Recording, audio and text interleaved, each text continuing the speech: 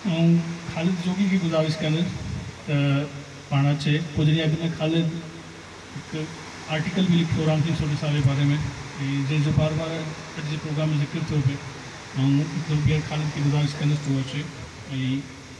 खालिद फ़कीर मुकीम कुंभर जो पुट है राम सिंह सोढी साहब से तमाम पुरानो रिश्तो रहियो आहे संदसि फैमिली जो खालिद कुंभर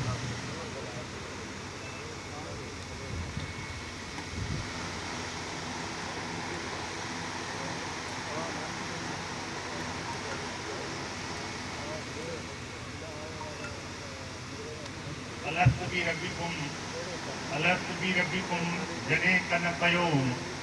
कालू भला कलब थे तॾहिं चित चयोम तंहिं वेर कयोम वचन वेड़ी जन स्टेज ते वेठल साईं अरबाब लुत्फुल्ला साहब ऐं पिंडाल में वेठल राजपूत समाज जा दोस्तो हक़ मौजूद जीअ सिंध काफ़ी सारियूं ॻाल्हियूं जेके आहिनि उहे थी चुकियूं आहिनि राम सिंह साहब जे हवाले सां पर कुछ ॻाल्हियूं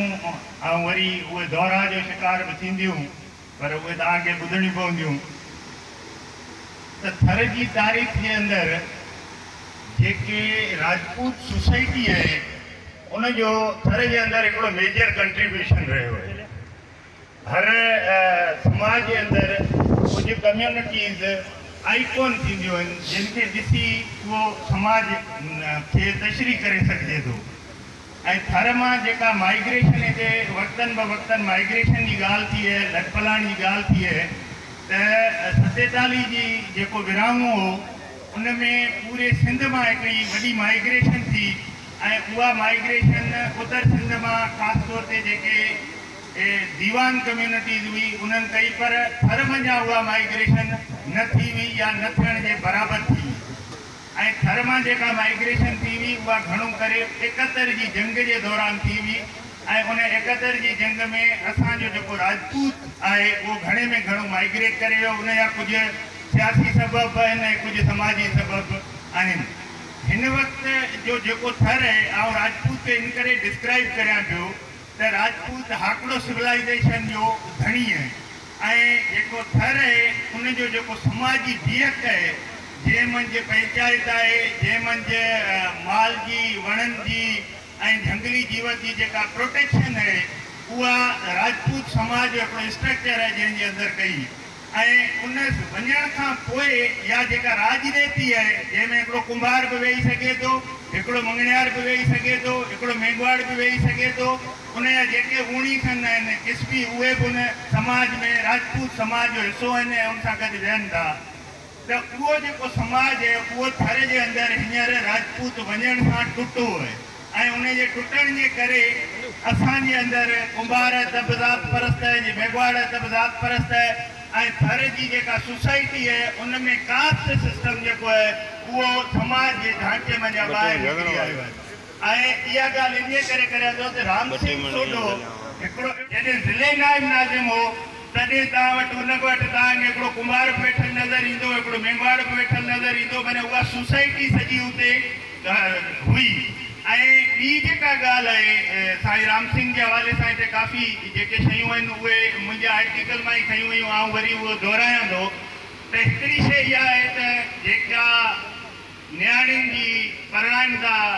बॉर्डर पार आऊं यो समझा जो ग्रेटर इंडियन डेजर्ट है उहा विरासत खां पोइ ॿिनि हिसनि में विराइजी वियो